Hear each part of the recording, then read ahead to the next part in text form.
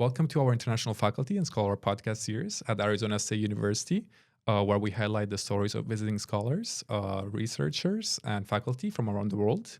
I'm your host, Giuliano Roberts, International Scholar Program Coordinator at ASU, and today we're joined by Dr. Charlie Lindgren. Thank you. From Sweden. Charlie Lindgren is a senior lecturer in informatics at Dalarna University, where he teaches and conducts research in data analytics, digital business, and algorithmic decision making. His interests include the role of data-driven technologies in shaping markets, organizations, and consumer behavior, with a focus on the societal impact of digital transformation. He earned his PhD in microdata analysis and has extensive experience working with real-world data sets, advancing applied research, and designing teaching approaches that emphasize hands-on experimentation and critical thinking. He's currently teaching sabbatical at Arizona State University at the School of Mathematical Statistical Sciences, where he's serving as a visiting scholar from August 1st to December 31st, 2025. He's here to share about his experience adjusting to life in the US, his teaching journey, tips, and what it's like to be part of the ASU community. So once again, welcome, Charlie. Thank you. And we can start off with the first question. What brought you to ASU? Well, what brought me to ASU was primarily and practically was the STINT who brought me to ASU, if you want to talk about that part. But being a part of the STINT sabbatical, what is meant to do is basically that I'm supposed to learn from this experience and bring it back to my home country of Sweden. So I'm going to learn how do you commit to teaching here, and how will I be able to use that information and knowledge and then apply it back in my home country and share it amongst my own fellow citizens. Great. Yeah. What were your first impressions of the US and the ASU campus? The sheer scale of the campus, it was quite impressive actually. And you walk around the campus and what you see is either you can see like a small robot rolling past you, and you see some students with a rocket, and all the different departments scattered across the campus is very diverse. So it was really quite the experience like that.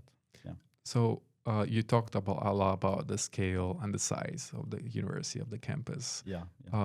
What were the biggest surprises, whether they're positive or challenging? Well, I came here then for teaching, and what I noticed the first thing off was that the type of teaching you have here is quite different from we have back in Sweden. I would say to some extent is that you have very limited amount of time for lectures. So you have to kind of convey the information in a very short amount of time when I teach. So basically, you have to be very efficient in the material that you want to cover, but still having, I would argue, quite a comprehensive material compared to the lecture time. So it's like a larger scale of the course, but in a more limited time. You trust the students to do things more efficiently. Yeah. Great.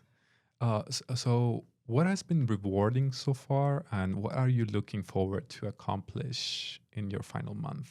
Yeah, so rewarding is that basically I was able to use all of the teaching experience and even seminars I joined for research, and then bring that back to my home country of Sweden. So it was very rewarding that I could be able to use this content and then just apply it in my own settings directly, a 1-to-1 ratio. So that's quite interesting.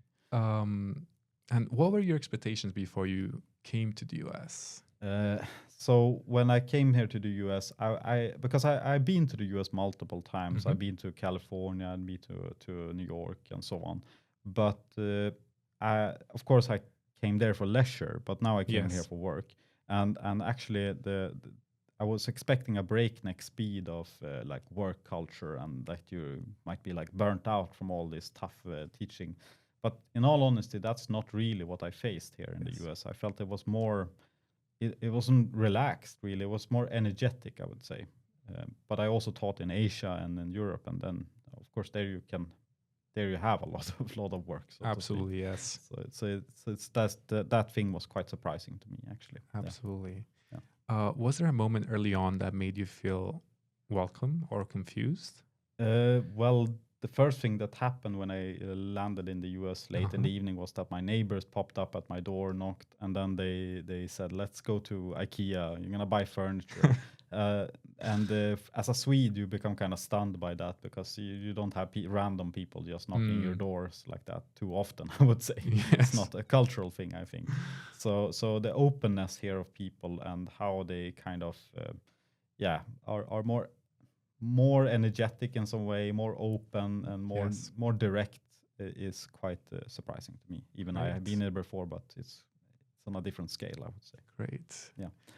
And you already talked about adjustment, right? So when it comes to a cultural adjustment, what has helped you feel at home?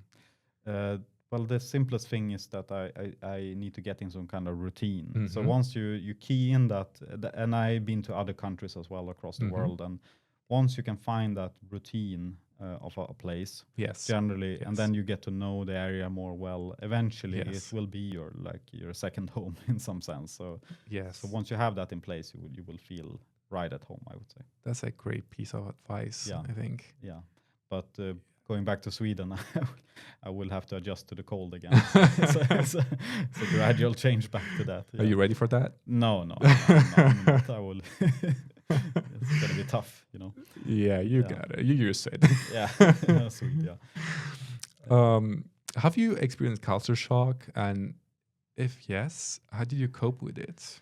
Well, I've just had some weekend ago now, Dia de los Muertos, and I had the Halloween celebrations, and that was quite intense. Actually, it was even though we have Halloween back in Sweden, it's on a different scale here. You cannot even compare. So I was kind of shocked by how intense.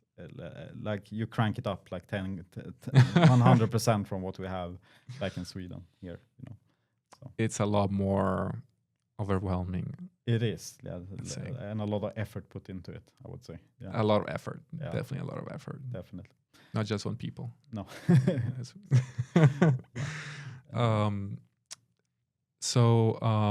If there's like some advice you would give to future scholars, what advice would you give to someone who's just arriving? Well, if someone just arrived here, then I would definitely say the key word I would say is relax, because you have, if you do take the help from ISSC, which you should, and then from colleagues, and you have a mentor and you have a teaching assistant, like you will be fine like that. So just relax, and then you can early on focus on this perspective part. I was quite worked up in the beginning that I had to figure everything out in 1 or 2 days, but it's not really like that. You will gradually get into it, and you can just take it easy. Great. Yeah. And if you could go back to your first week here at ASU, what would you tell yourself? So basically, what you should tell myself back then, what I should tell myself back then is that make sure to just take the opportunities that are presented to you. Try to be out there, you know, try to contact people, socialize with people, socialize with colleagues.